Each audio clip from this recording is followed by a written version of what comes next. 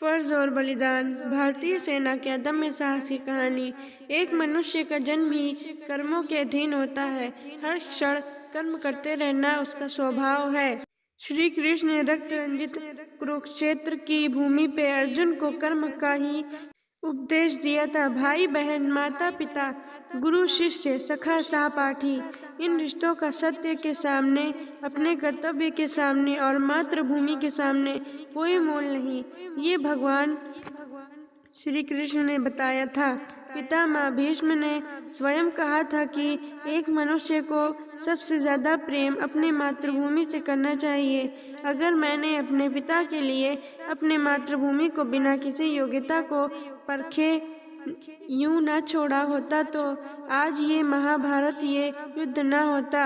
और जब जब मानव जाति अपने मातृभूमि से ज्यादा अपने जज्बातों, अपने रिश्तेदारों को महत्व देगी, तब तब ऐसे ही महाभारत होते रहेंगे। इसे भी पढ़ें। महाभारत की कथाएं हम सब निमित्त मात्र हैं। तो यहाँ अर्थात ये आता है कि कर्म, देश के प्रति कर्तव्य और निष्ठा सभी फर्जों, सभी मूल्यों से सर्वोपरि है। इसके आगे समस्त रिश्ते मूल्यहीन हो जाते हैं, सारे दायित्व छोटे पड़ जाते हैं। मातृभूमि के प्रति कर्तव्य सर्वोपरि है। युद्ध जीता तो राज भोगोगे और शहीद हुए तो स्वर्ग की प्राप्ति होगी। महाभारत का युद्ध मातृभूमि में अधिकार और राज्य के प्रति कर्तव्य परायणता का ज्वलंत उदाहरण है। यह ऐसी ही एक वीर रस युक्त मर्मस्पर्शी घटना का उल्लेख है, जिसमें देश के प्रति अपने कर्तव्य पालन को पूरा करने के लिए कैसे सारे रिश्तों को भूलकर उनका बलिदान कर दिया जाता है। तारीख 20 अक्टूबर 1962। सुबह के लगभग 8 बजे भारत चीन सीमा नियंत्रण रेखा मैकमोहन रेखा 5वीं जाट बटालियन राजपूताना राइफल्स के 250 जवान सीमा पर तैनात थे। अचानक से रेडियो पर स्वर उभरा। रेडियो ऑपरेटर ने बात की और एक दहला देने वाली बुरी खबर सुनाई। आज सुबह 5:14 पर चीन की पीली सेना ने भारी संख्या में अक्साई चीन की सीमा पर हमला किया। वहां कुमाऊं रेजिमेंट के 123 जवानों के साथ तैनात company commander major Shaitan Singh ने बड़ी वीरता से सामना किया, लेकिन वे सभी शहीद हो गए। दूसरा हमला सुबह 6:30 पर लमकाचू नदी पर हुआ और गोरखा रेजिमेंट को बुरी तरह घायल होकर पीछे हटना पड़ा। हमें आदेश है कि 5वीं बटालियन राजपूताना राइफल्स तुरंत सक्रिय होकर संपर्क बनाएं और सीमा पर कड़ी निगरानी रखें और हमला होने की स्थिति में आक्रमण रुख न अपनाकर बचाव करते हुए पीछे हट जाएं और दौलत बेग ओल्दी तक की सारी चौकियां खाली कर दें। खबर वाकई दहलाने वाली थी। सामने चीन की 6 ब्रिगेड और पीछे दौलत बेग ओल्दी का बर्फ का तूफान। मुकाबले के लिए मात्र 250 जवान। हथियारों के नाम पर पुरानी 3 कनॉट, 3 की राइफलें, खाने पीने के सामान, कपड़े और दवाइयाँ की भारी कमी। रेडियो ने खबर सुनाकर कैंप में बैठे सैनिक अधिकारियों को चिंता में डाल दिया था। एक भयानक सन्नाटा छाया था कि company commander major Veerbhadra Singh ने दृढ़ स्वर में कहा, हम पीछे नहीं हटेंगे, मुकाबले की तैयारी करो। ये सुनकर कैप्टन भरत तिवारी ने कहा, सर, लेकिन गिनती के 250 जवान, 1 मेजर, 1 कप्तान, 2 लेफ्टिनेंट और 3 सूबेदार, बंदूकों के नाम पर पुरानी जंग लगी राइफलें, न तो तोप पाना, न मोटार, न माउंटेन बैटरी। हमें पीछे हटकर इंतजार करना चाहिए मदद का। मेजर कैप्टन, तुम्हारी बात में दम है, लेकिन तुम पीछे हटोगे तो कहाँ हटोगे? पीछे दौलत बेग ओल्दी में आए बर्फ के तूफान में? दक्षिण का दमचौक व जरला क्षेत्र का बेस कैंप भी यहाँ से 100 मील दूर है। आर्टिलरी और मोटार छोड़ो, यहाँ सैनिकों की ताज़ी कुमुक भी नहीं आ पाएगी।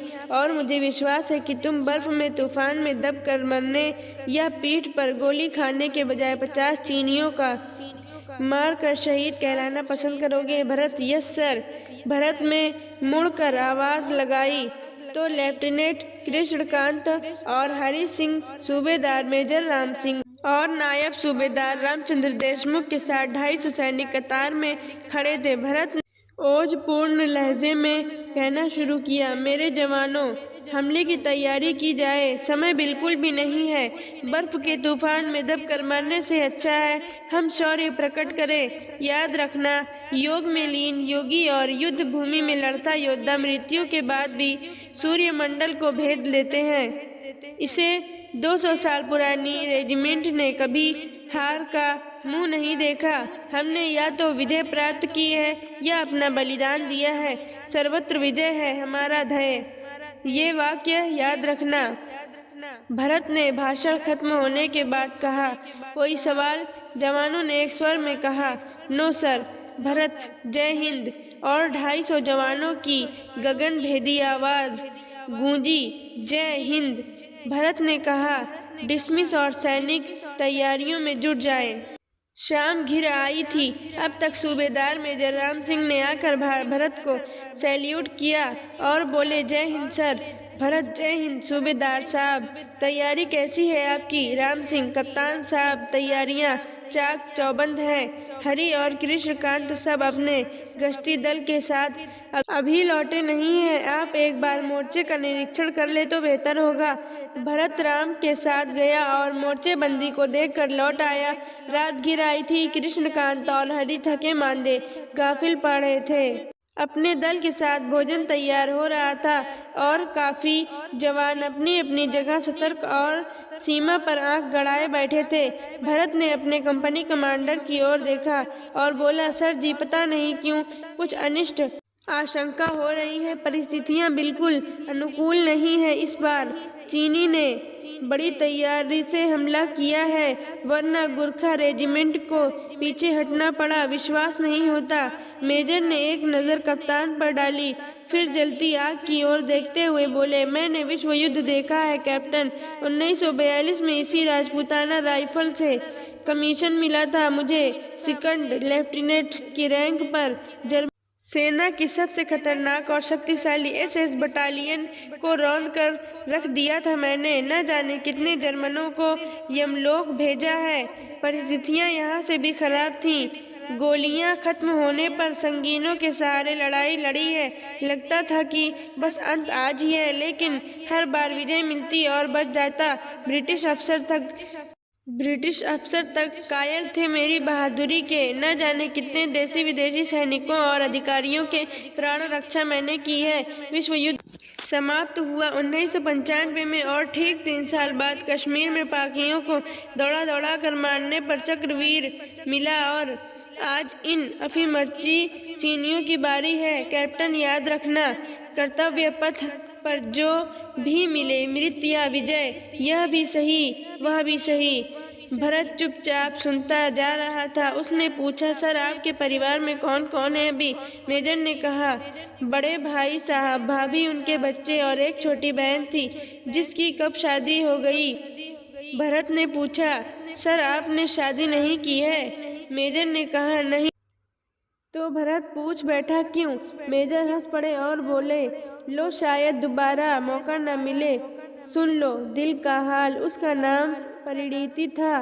लाहौर के नामी वकील की इकलौती बेटी थी। हमारा घर एक ही मोहल्ले में था और मेरे पिताजी बड़े जमींदार थे। हमारा बचपन साथ साथ खेलते बीता था और बड़े होकर कब प्यार हुआ पता ही नहीं चला। बड़े नाजों में पली थी वो, सबकी दुलारी।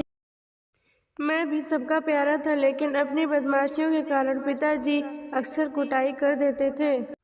मैं रोता कलपता उसके पास पहुंच जाता और वो बड़े प्यार से अपने हिस्से के दूध में हल्दी डालकर मुझे पिला देती थी।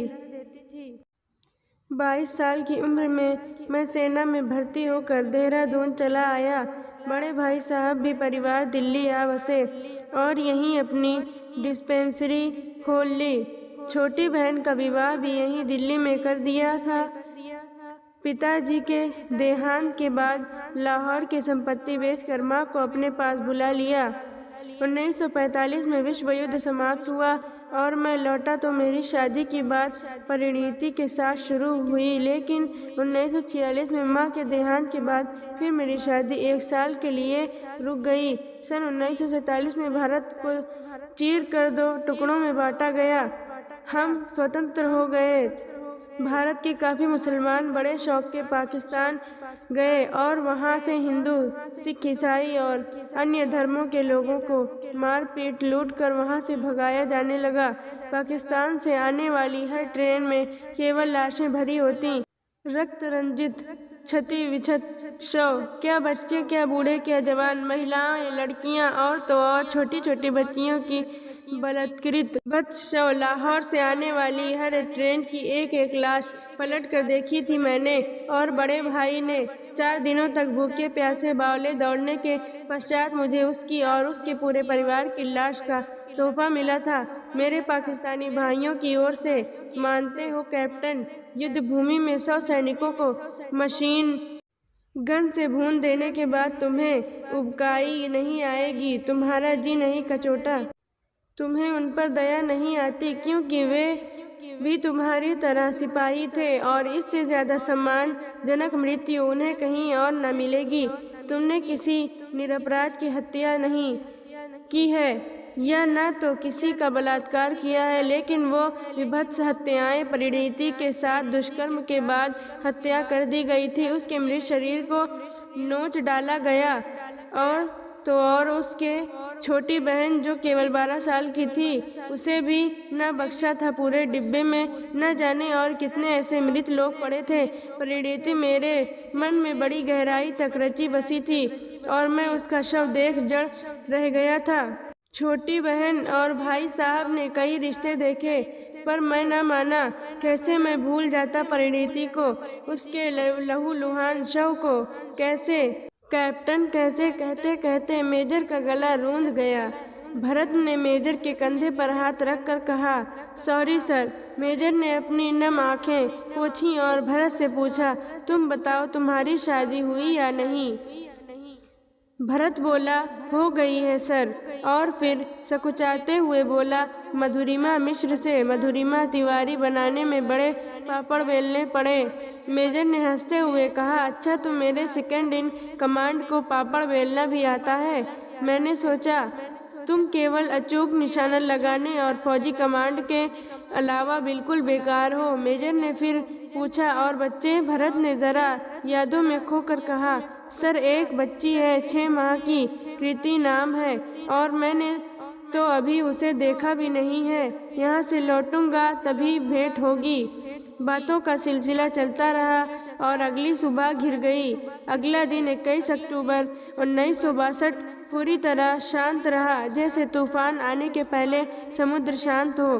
पूरा दिन बीतने के बाद 22 अक्टूबर की रात 12:15 पर हमला हुआ। चीन की पूरी एक ब्रिगेड ने घातक हथियारों के साथ हमला किया। कंपनी कमांडर ने फायरिंग के आदेश दिए और राजपूताना राइफल्स के वारक्राई राजा रामचंद्र की जय की गगनभेदी गूंज के बाद सैनिकों ने फायरिंग शुरू कर दी।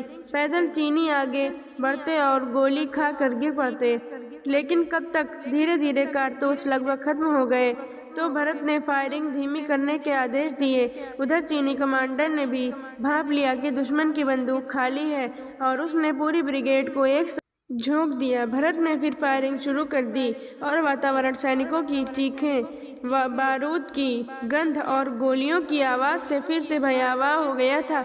धरती रक्त से लाल हो चुकी थी।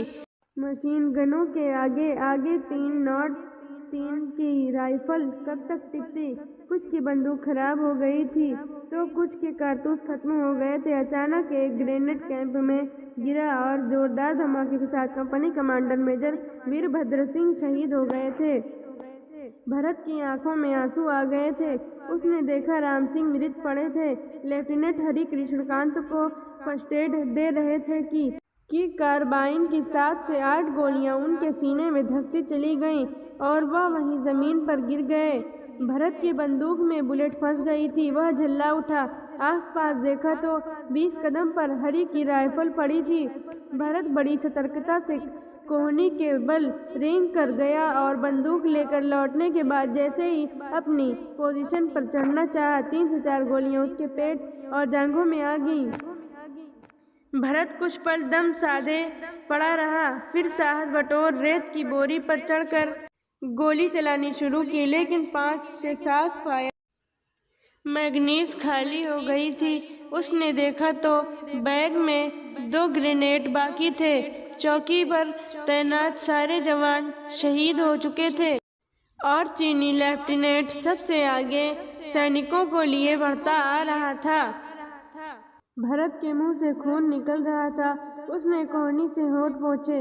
रक्त रंजित होठों पर क्रोध युक्त विजयी मुस्कान दौड़ गई। उसने ग्रेनेड हाथों में लिया और इंतजार करने लगा। जब चीनी कमांडर 4-5 कदम दूर था, तभी भरत ने ग्रेनेड की सेफ्टी पिन खींचकर अपने जैकेट में डाल ली और एक बार फिर राजपूताना के वार कराई राजा रामचंद्र की जय कहकर भरत के अचानक छलांग लगाने से कोई कुछ समझता इसके पहले कमांडर को अपने मजबूत हाथों में पकड़े जमीन पर गिर पड़ा। बाकी चीनी जवान पहले तो हड़बड़ा कर पीछे हटे, लेकिन अपने अधिकारी को भरत के हाथों में जकड़ा दे भरत के ऊपर बंदूक की बट से मारना शुरू किया और इधर भरत की आंखें बंद किए दम साधे गिन रहा था 22, 23, 24। उसके मन में एक एक कर शहीद मेजर हरि सिंह और अन्य जवानों की तस्वीरें आ जा रही थीं। उसने गिना 26, 27। उसके बाद मन में हुक सी उठी और याद आई मधुरिमा, उसकी दिल जीत लेने वाली हंसी। उसने गिना 28, 29। उसे याद आई कृति की, उसकी 6 महीने की बेटी, जिसे उसने अभी देखा भी नहीं था। उसके जन्म के 4 महीने पहले ही तो वह लौट आया था ड्यूटी पर। भरत का चेहरा पत्थर की तरह सख्त हो चुका था। उसने गिना 30 और 1, 7। 2 धमाकों में भरत के साथ 8-10 चीनी सैनिकों के चिथड़े उड़ गए। दरअसल हैंड ग्रेनेड की सेफ्टी पिन निकले 30 सेकंड पूरे हो चुके थे। Thank you for watching this video. अगर आपको हमारी कहानी पसंद आए तो हमारे चैनल को सब्सक्राइब और लाइक शेयर ज़रूर करिएगा। थैंक्स।